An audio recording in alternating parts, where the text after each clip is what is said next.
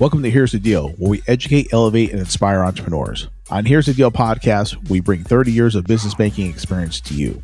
And we tell the real stories of business owners, the challenges, the lessons, and the wins that define their journey. Through Here's the Deal video marketing, we help you share your story with the world, creating high-quality video content that's easy, comfortable, and connected, because the story sells, not the numbers. Here's the Deal Production is a coaching, consulting, and production division designed to help entrepreneurs, business owners, and industry experts launch, grow, and professionally manage your podcast platforms without the technical barriers that often prevent the execution. You bring us a story, we'll refine the vision. Every entrepreneur has a story worth telling, and then Here's the Deal, that's where that story comes to life. Hey everybody, what's going on? All right, well, we still, especially here in Arizona, are still capitalist, right? So maybe not every part of the country still is, or trying to affect, but as far as Arizona goes, we're still capitalist. So supply and demand, it works. The market told me what it wanted. So I listened and I built it. Now I'm scaling it. In this episode, we're going to talk about how to read a demand based on, what the market was telling me. And, you have to adapt to it before you start losing out on business. You know what I mean? So I've been getting a lot of questions. Like I just did the whole last episode about, podcast coaching and, the coaching and the producing of it, because it had a lot of people come up and ask me, hey, how are you doing your podcast? What tools are you using? What are you using to edit? And here's the deal, man. I didn't plan on starting a podcast coaching business, but the market demanded it of me. Like I said, I had to go ahead and, adapt my business model because, hey, I saw the opportunity to, diversify my revenue streams, and being a banker, I'm all about that, or a former banker, I should say. So I wanted to adapt to that business. I want people give, meet that supply and demand need, because if I don't do it, somebody else is going to. So if you can, understand how to adapt to the business, to the new business model for doing that. And, you have to know how to, be able to delegate and automate, certain things. That way you're not just putting that much more workload on yourself already. You want to stay in your genius. Actually, this is like the 103rd episode of the show that I've done. A lot of people had the same question about, the podcast. Like I said, how to get it. So that, like I said, that wasn't a coincidence. That's a pattern. Okay. So much so, like I said, I had to, I was even asked, did you start doing speaking engagements on starting podcasts? Going back to the last episode, most podcasts don't make it past 3 episodes. I'm on 103 right now. Okay. My buddy Eric, we just did his show, my business coach, Eric Whitmoyer, the Biz Coach Show. He's approaching 200. Okay. So this is, like I said, we know what we're doing. we've been in the game now for a minute. So we actually know what we're doing. Commercial banking, I spent 30 years trying to find, the story that the numbers missed. That skill is still applying, here right now, but instead of the numbers, I'm looking for the questions. I'm looking for, the stories. So as I'm out I'm doing my thing, this just kind of kept coming up and all different areas and all different circles, and I'm like, okay, it's screaming at me. I gotta get this done. Most entrepreneurs, miss that demand because they're too busy staying, in what they love, right? The original plan, but you got to be in love with the customers, man. Again, like I said, you got to give the customers what they want. So I'm still staying. I mean, the podcast is the podcast. The video marketing is video marketing. Those are also saying, but remember the show I did a little while back, keeping the main thing, that whole series. This is still part of the main thing. Okay. This is a part of what we do here at Here's the Deal. Like I said, we're all about educate, elevate, and inspire entrepreneurs, right? Well, if entrepreneurs have a demand, like they want to start a podcast, like I said, $200 billion business. Okay. The creator economy is not going anywhere. Right. So like I said, if my business owners are demanding it, I need to educate, elevate, and inspire them to do it. So that's why I created the new product. Like I said, this creator economy is not going anywhere. It's projected to hit like 408 billion by 27. And that's according to Goldman Sachs. Okay. So, active creators worldwide. It says over 207 million people, but 162 million are in the US alone. Okay. Again, creator economy, it's there, right? And like I said, so if you haven't started a podcast yet, you can. You need help, you call Here's the Deal. So it says roughly 55% of creators can now run the content as a full business. Okay. This is my full business. Okay. I don't, this is not a side hustle for me. Okay. This is what I do. I do this, I do the video content creation, and now I'm going to start helping people with, coaching them through their podcast and through their production. Right. So again, there's money to be made here. You can do it. Goes back to the 3 pillars we talked about last week, right? Have a clear message, be consistent, and hit the effing button. Right. But, and you can do this. Like I said, if you need help, that's what we're here for. Being a banker, right? That's one thing I was always talking to my customers about. I would talk to them about diversifying revenue streams and customer concentrations, right? I did this all the time because a lot of people that I dealt with, they were like, hey, I got this big contract with the DOD, or I got this big contract with Walmart or Amazon. That's great. How much of that creates your revenue for your total gross revenue, right? If that's over 30%, you better start diversifying. Okay. You got to bring in some more revenue streams. If, let's say sponsorships of the show, which are coming back, got some people coming online. If that was my only source of revenue, which it was in the beginning until Eric hit me up and said, hey man, you're creating valuable video content. You better start selling it. Boom. I adjusted then, right? I made that adjustment too. I pivoted to that because I was just doing a podcast and I had some show sponsors. And then my business coach pointed out to me, same exact thing. Hey, video content, sell it. It's scalable. What did I do?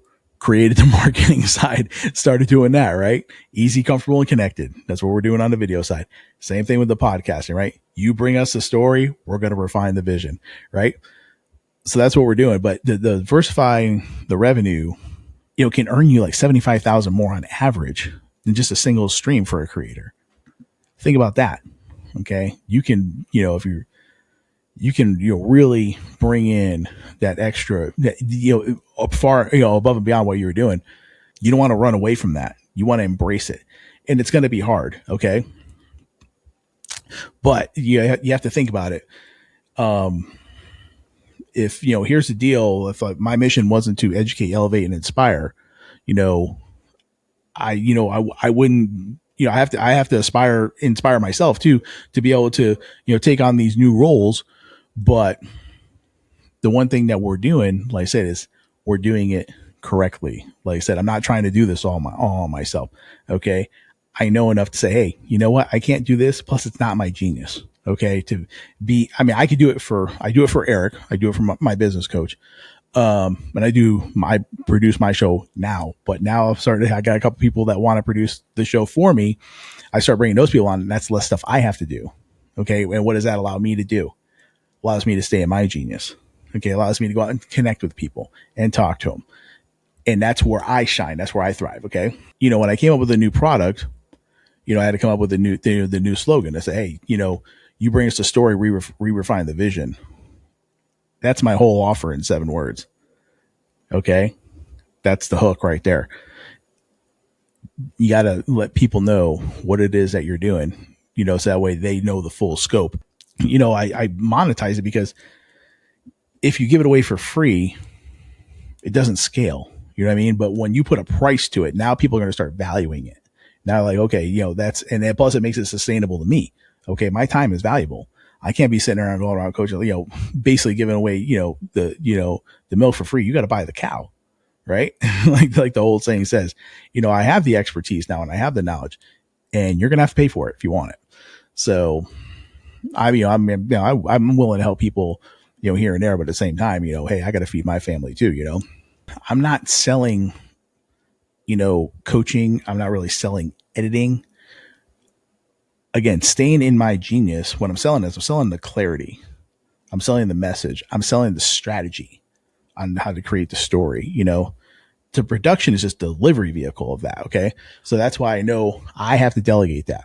Okay. I have to, I'm going to use, I'm going to use AI. I'm bringing on people, to help do those production things. But where I'm going to shine, like I said, is I'm going to still meet with the clients and go over the whole storyboarding and how the podcast is going to look, how it's going to feel, things like that. Again, that's my genius. That's what I do. And I'm going to have my friends and use my AI tools to help me out in the back end. And we're going to make all that happen. Most podcasts die because the host is trying to do everything. The market doesn't need more hosts, but it does need more hosts that won't quit. Because like we went through the last episode, I don't even remember how many podcasts got started in during COVID in 20, and man, most of them dropped off, right? Because, like I said, because they couldn't stick with it, they couldn't do it because they were trying to do everything themselves. I'm not. There's no way I'm going to be able to produce this show, Eric's show, do the video content, and start coaching people on podcasting. That's just not going to happen. Okay, and I know that. Right. So I'm like I said, I'm a little bit smarter than that to say, okay, we can make this happen. I'm just going to definitely have to incorporate some help for sure.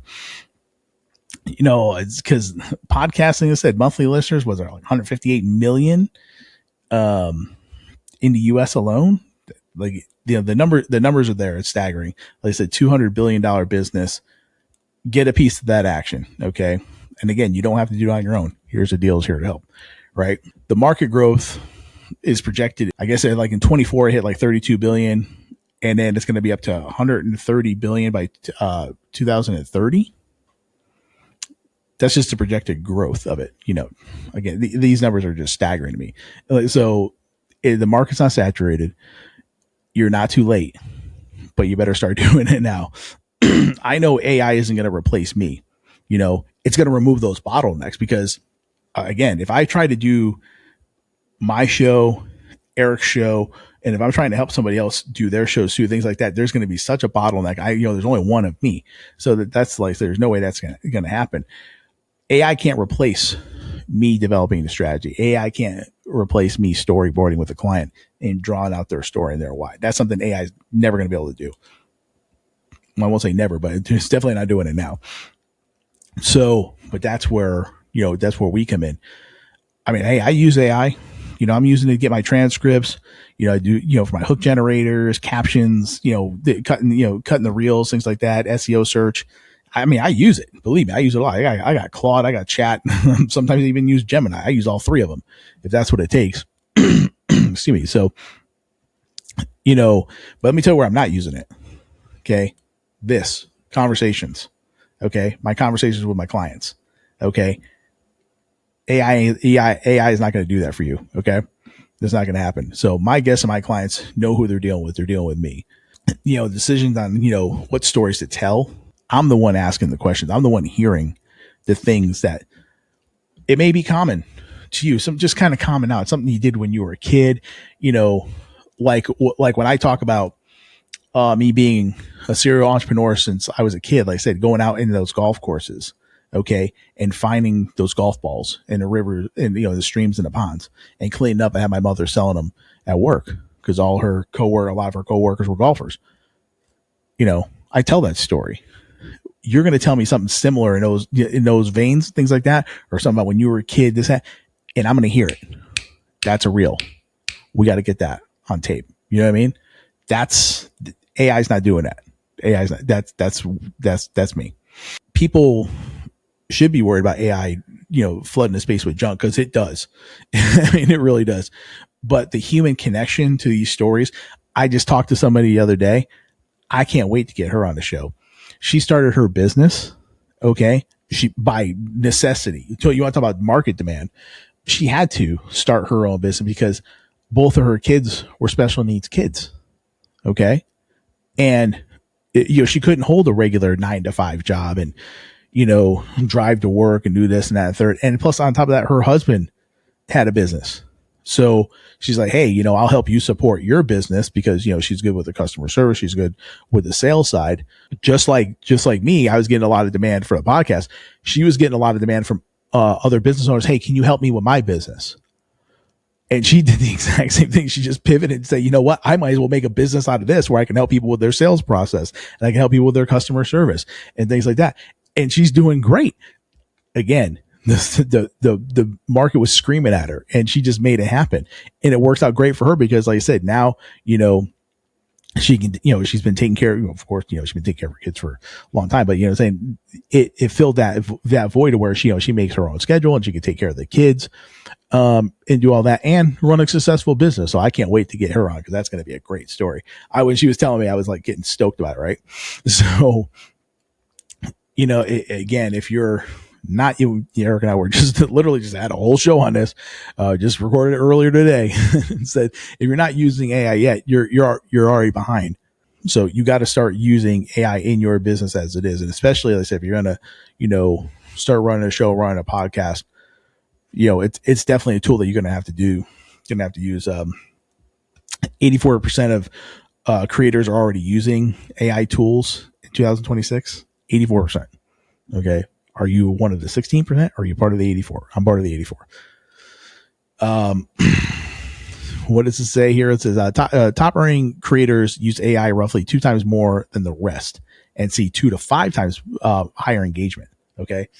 Because if you're using AI for like, your show hooks and things like that, right?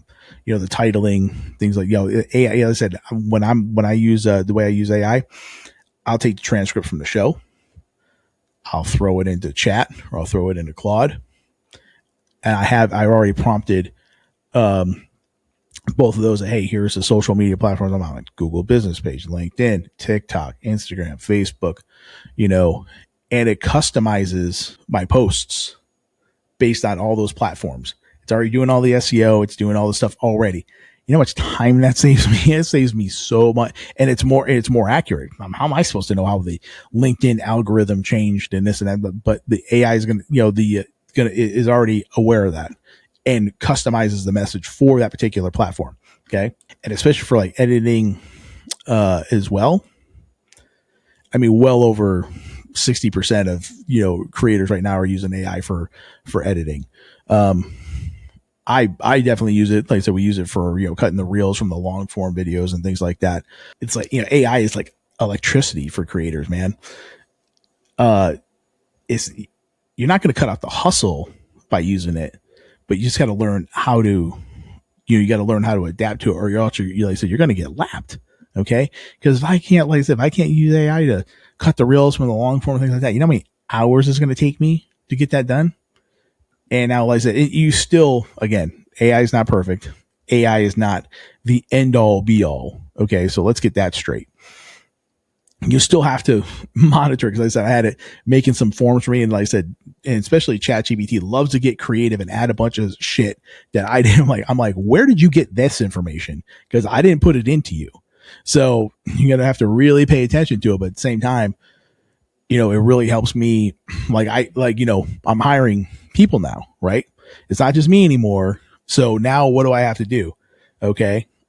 I got, if you're going to make a business scalable, you have to have automation and you have to have delegation. Well, after you delegate, what should you have? You should have an SOP, right? Your standard operating procedure. Military guy, I don't care if you're military or not, but me, military guy, got to have an SOP, man. Because like I said, because I can't demand's a strong word, but if you're a leader, you have to demand it. I can't demand my employees or people I'm delegating to be at my standard if they don't know what my standard is. So in the SOP, it has to be clear. Here's the expectations. These are the minimum expectations. Okay. Now if you want to be like Office Space and you put the minimum amount of flair on, great. Okay. But if you want to go put, more than the minimum amount of flair, there you go. But at least now you know what the minimum amount of flair is. Okay. Office Space movie. Google it if you haven't seen it, but it's funny as hell, especially if you worked in corporate America. I can't, I can't hold anybody accountable in my company coming on, whether they're, being my assistant or, can help me produce shows, things like that, if they don't know what the standards are. So did I write the SOP? Absolutely not. I input everything into Claude. I say, here's my standards. And plus it already kind of memorized me, kind of knows me, things like that. So I put in what I expected. It just kind of cleaned it up and made it, nice and, nice and pretty. And so made it, sound a lot better.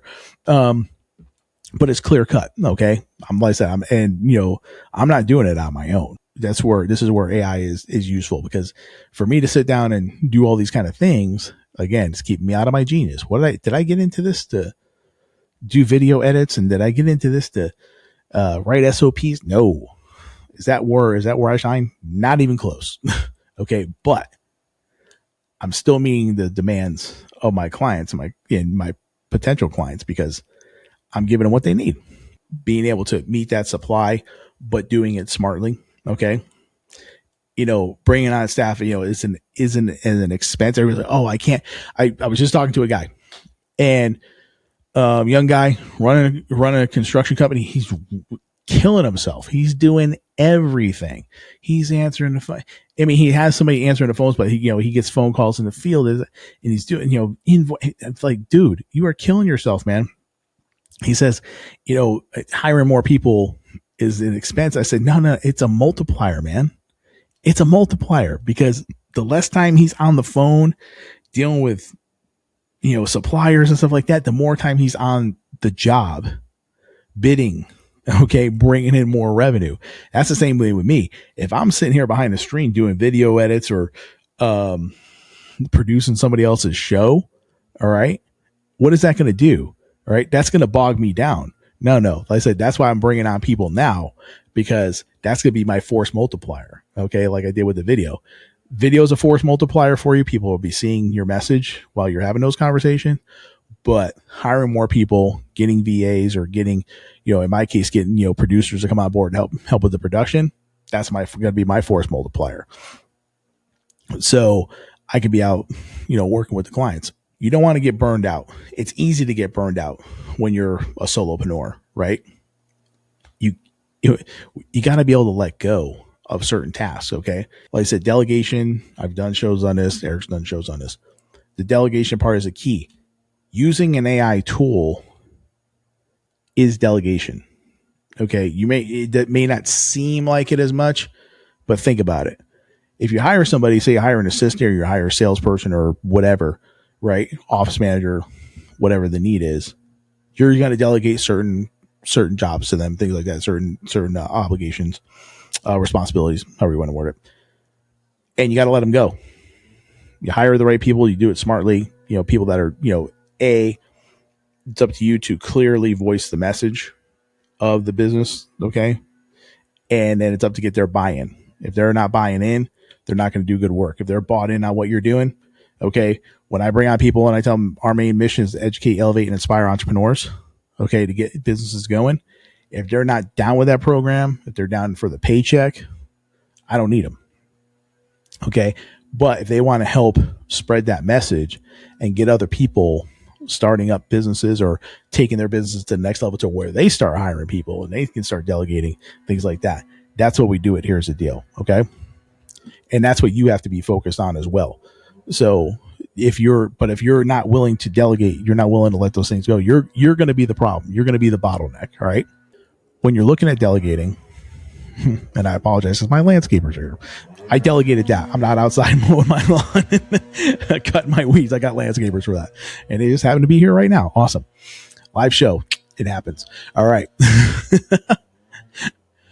I want you to ask yourself 3 questions when you have a task on your plate. Okay. This is going to be the differentiator on whether it needs to be delegated or, you need to do it yourself. Am I the only one that can do this? That's the first question. Am I the only one, let's say me, myself, that can respond to emails from people wanting to be guests on the show? Am I the only one to do that? No, I'm not. If you answer no to that question, then you need to delegate it. That's why I have a VA to, get the ball rolling, get people the forms and get the appointments set and recording set, things like that. Right. Question number 2. Does this directly grow revenue or a relationship? If it doesn't, automate it. Okay. Again, if somebody requests to be on the show and I need certain information from them. I need their, their business bio. I need, their bio. I need their logo JPEGs, things like that, all their social media, all that kind of stuff, right? I don't need to be doing that. I got my CRM automated. All the forms are there. Send it out. Bam. Okay. That's not, generate by me sending out those forms to the potential clients. That's not making me money. Okay. That's not generating revenue. Automate it. Here's the big one. Number 3. Okay. Does it use my genius? If it doesn't use your genius, get rid of it. Okay. Again, my genius, talking to the clients. I have, I have a decent IQ. I think it's above average. I know it is, but my EQ, okay, my emotional quotient, that's high, and I know it's high. That's my gift. Okay, so as I'm talking, like I said, as I'm talking to the clients, I'm hearing those things that I know people are going to resonate with, especially that, like I said before, the single mom, or my friend Daphne, who started Modern Grind Coffee, things like that. She was a school teacher, and then, she wanted to do this, and she wanted to help the school teachers out and how, help them make money with it. And like, boom, there it is. Right. I'm hearing that. That's the story. That's using my genius. Okay. And that's what I need to do. And this other stuff, it's not it. Okay. This is something you have to remember. Okay. We're going to wrap it up. Read the demand. Okay. If people are telling you, hey, if you're in a restaurant, right? Say you run a restaurant and you're getting a lot of demand to have something vegetarian on the menu. Say, you might be a barbecue place. I don't know, whatever. Right. And you could just flat out say no. You could just flat out tell them that no, we don't serve that. Okay. It's not going to happen. That's okay. I mean, there's, you can't make everybody happy. You know what I mean? You gotta have your niche thing. You gotta have your bottom line statements, things you're not gonna, like when I was going to start a catering business. I was running a catering business for a minute. I didn't change my sauce. My sauce, I made a different sauce than my Sunday sauce. It was a little bit different than my true family recipe, but it was still good sauce, right? But in my opinion, being Italian, it's got to have the acid in the sauce. Okay. Most of these restaurants have changed, like they put sugar in the sauce. They want, little tip, if you're going to sweeten up your sauce, use red wine and reduce the red wine in the sauce. Don't use freaking sugar, for Christ's sake. You're freaking killing me. Right. Okay. I don't want to go down that tangent, go on a whole sauce tangent. I could do a whole show on that. Anyway. So, but you do have to read the demand. So if you can make that adjustment, like I said, for me doing the podcast coaching and producing, I can do that. It's in my sphere. It's in the I run a podcast, run video marketing. It's right there. I'm not starting some IT business. Okay. Not doing that. Don't, whatever. I'm not starting, some, merch business where I, start making merch. If anything, I'm getting more merch made now. My own shit. But yeah, I'm saying, like I said, I'm keeping the main thing. This is within my sphere of the main thing. So I'm reading that demand. Adapt to it. All right. Use your tools. Use AI. Use your network. If you got people that can help you out, I mean, hey man, if you don't have to reinvent the wheel, okay. If you got somebody that can give you an app or something and white label it, make it look like it's yours, get their pricing, charge a little bit on the top. You're not doing half the work. Okay. And they can, say, hey, but it's got your label on it and everything like that. Go for it, man. Especially, in the beginning. So that way you can, until you can ramp up your own production of it. If you have to outsource some of that stuff, go for it. Use those tools, man, but stay in your genius. Okay. If you're a mechanic, keep cars running. If you're a chef, keep cooking. Like I said, I'm a storyteller. I'm going to keep talking to people and getting their stories. Creator economy scaling, podcasting scaling, AI scaling too. Okay. The window to get in still early-ish. All right. But it's not closing. So again, if you want to start a podcast, get in. Okay. That's what the market's telling you. I know it's what it told me. Like I said, read the demand and then go for it. And if you need help doing that, just contact us at Here's the Deal. Okay. I'll give you a free consultation, get you started. And then, like I said, I'll come up with a plan. I'll come up with, storyboard, and I'll come up with that, then that's where we start exchanging, cash for ideas. Okay. But if, you've been sitting on a podcast idea, it's kind of, it's eating at you. Okay. That's exactly what Here's the Deal coaching and production lines for, right? You want to do a show, what it's about, things like that. Contact us. We'll help you. Like I said, you bring us a story, we're going to refine the vision. All right. So, like I said, that's it for this week's episode. Just wanted to thank everybody because now, we're 102 episodes in. And, like I said, we're still just going. We're still just scratching the surface yet. So if you have any questions about anything, just hit the, email link below, or like I said, hit my Calendly link. Those will be, in the show notes, things like that. And most importantly, hit the effing button. Let's go. Here in closing up the show, and Here's the Deal. Just want to give all honor, glory, and praise to my Lord Jesus Christ, who, saved my soul and gives me the ability to do this show. Without him, I couldn't do anything. Also want to give thanks to my family. My wife, my kids support me doing this and, backing me up. I couldn't do any of this without them also. Got to thank the sponsors, of course. Everybody that, supports the show. And, of course, the fans. The people that subscribe to the show. I wouldn't do any of this without you because it wouldn't be a show. So just want to say thank you all very much. Continue to, educate and elevate. Get out there, pursue your passions, pursue your dreams.